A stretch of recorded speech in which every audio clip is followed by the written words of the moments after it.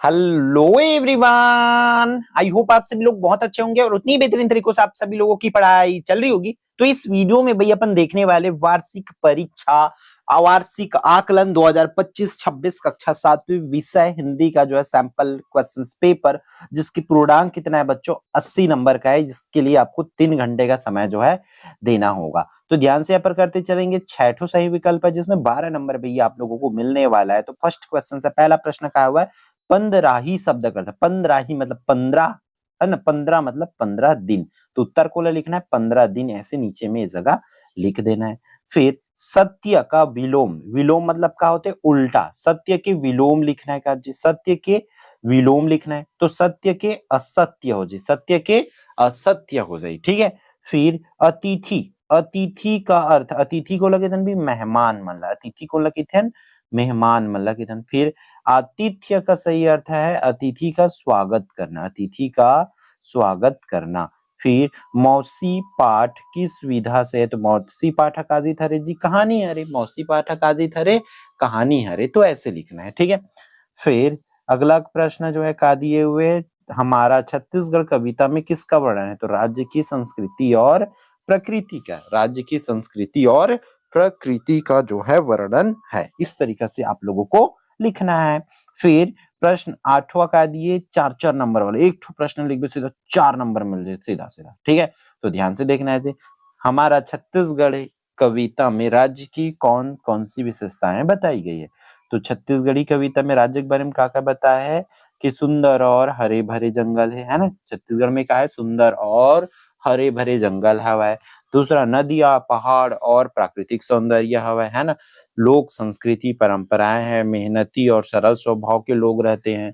त्योहारों और लोक जीवन की विविधता इस तरीके से है ना, यहाँ के त्योहार हर एक जगह अलग अलग मनाया जाता है, इस तरीके से यहाँ पर लिखना है, ठीक है, ठीक है। फिर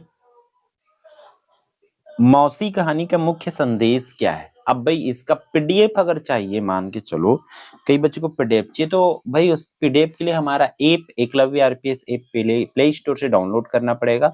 वहां पर फ्री मटेरियल वाले सेक्शन पर, फ्री मटेरियल वाले सेक्शन पे आपको ये पूरी चीजें मिल जाएगी, ठीक है।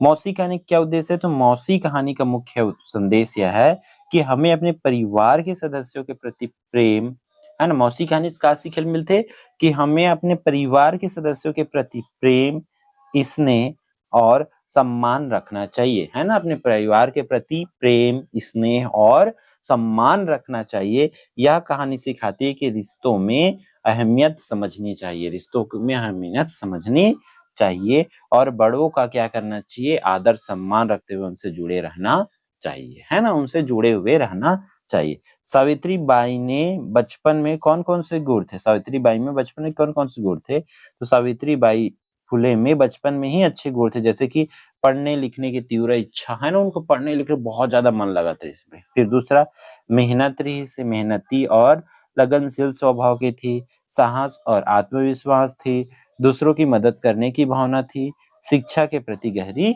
रुचि थी। इस तरीके से आप लोग लिखेंगे। फिर गांधी जी को जहाज की यात्रा के समय रात का समय क्यों अच्छा लगता था, तो महात्मा गांधी जी को जहाज की यात्रा के समय रात मतलब रात का कार्य, रात के समय शांत माहौल सन्नाटा होता था, इस वातावरण में उन्हें पढ़ने मतलब सोचने समझने और लिखने में आसानी होता था, इसलिए है ना। सच्चे मित्र की 2 विशेषताएं पूछे गए, तो सच्चे मित्र क्या होता है, सच्चे मित्र वह होता है जो सुख दुख में साथ देता है, वह ईमानदार और विश्वास योग्य होता है, ऐसे है ना। फिर निम्न शब्दों के अर्थ लिखने, जैसे आतिथ्य, आतिथ्य मतलब अतिथि का सत्कार करना, करुणा मतलब दया करना, साहस मतलब कठिन परिस्थितियों में निडर होकर कार्य करने की शक्ति, सम्मान मतलब आदर देना, इज्जत देना, अनुशासन मतलब नियमों का पालन करना, है ना, ये अनुशासन है, ठीक, इस तरीके से। फिर हमें हमेशा खालिस्तान बोलना चाहिए, तो सत्य बोलना चाहिए। छत्तीसगढ़ अपनी खालिस्तान के लिए प्रसिद्ध है, तो संस्कृति के लिए प्रसिद्ध है। विद्यार्थियों खालिस्तान में पढ़ते हैं, तो कहाँ विद्यार्थी कहाँ पढ़ते हैं भाई, स्कूल में तो पढ़ने जाते हैं ना, ऐसा। अब ये सही करते हुए जाना, जैसे कि कक्षा मैं पढ़ता 6ठी में हूँ, मैं कक्षा 6ठी में पढ़ता हूँ, इस तरीके से। हमें चाहिए हमें करनी मेहनत, तो हमें मेहनत करनी चाहिए। राहुल नाम है मेरा, तो इस तरीके से आप लोग क्वेश्चंस पूछे जा सकते हैं, ठीक है। फिर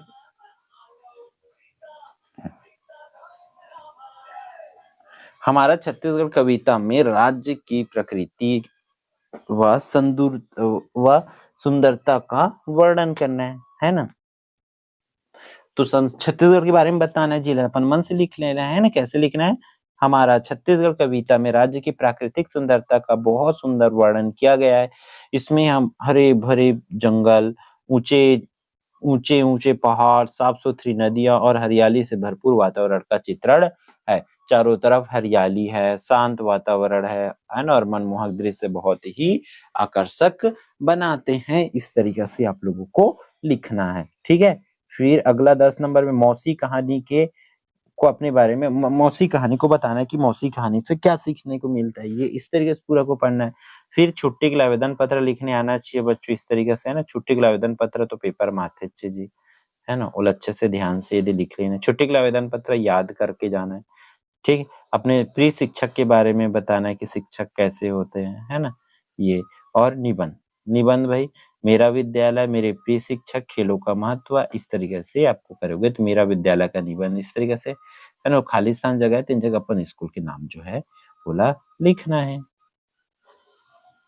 ठीक। ऐसे ऐसे क्वेश्चन है। मेरे प्रिय शिक्षक के भी पढ़ सका था पूरा, है ना। ये कोई एक थोड़ा याद करना है माँ के, ठीक है। ठीक है, तो बच्चों इस वीडियो में इतना ही, फिर मिलते हैं आने वाली इंपॉर्टेंट वीडियो में। जय जवाहर, जय Chhattisgarh and all the best.